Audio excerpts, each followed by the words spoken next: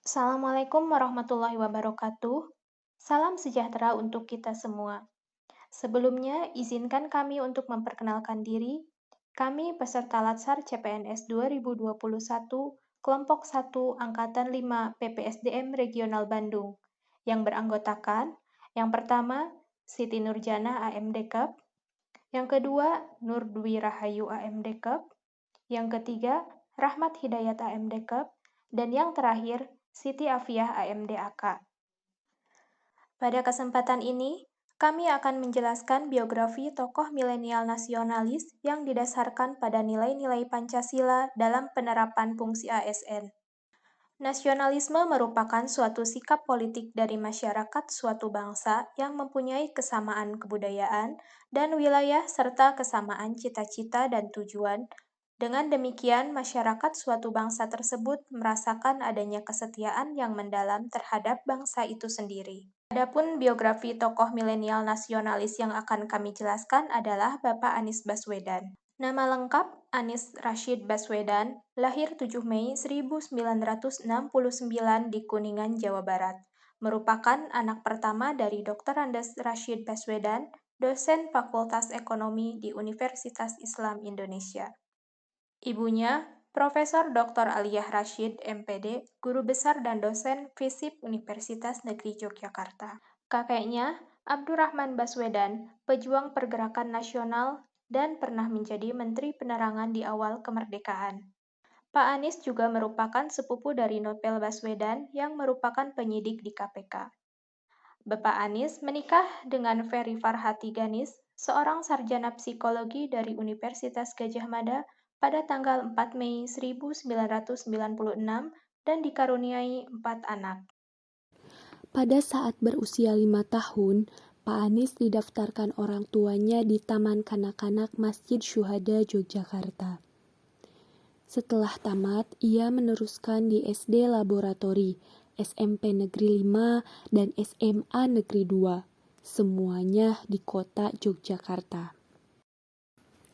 Di tengah-tengah menempuh pendidikan SMA, beliau mendapatkan beasiswa untuk mengenyam pendidikan 1 tahun di Amerika Serikat.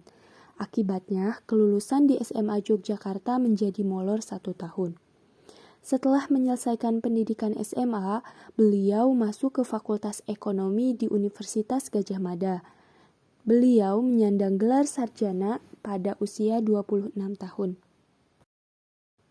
Kemudian, Pak Anies mendapatkan beasiswa lagi untuk menempuh pendidikan S2-nya di University of Maryland dan untuk S3-nya di Northern Illinois University, Department of Political Science, Amerika Serikat. Pada 15 Mei 2007, Anies Baswedan dilantik sebagai Rektor Universitas Paramadina. Saat itu usia Anies 38 tahun dan menjadi rektor termuda di Indonesia pada saat itu. Kemudian, pada 2014, Anies ditunjuk oleh Presiden Joko Widodo sebagai Menteri Pendidikan dan Kebudayaan. Lalu kemudian terpilih sebagai Gubernur DKI Jakarta periode 2017 sampai 2022. Selama memimpin DKI Jakarta, Anies Baswedan sudah menerapkan nilai-nilai akuntabilitas. Salah satunya adalah dengan keterbukaan informasi publik di Pemprov DKI Jakarta.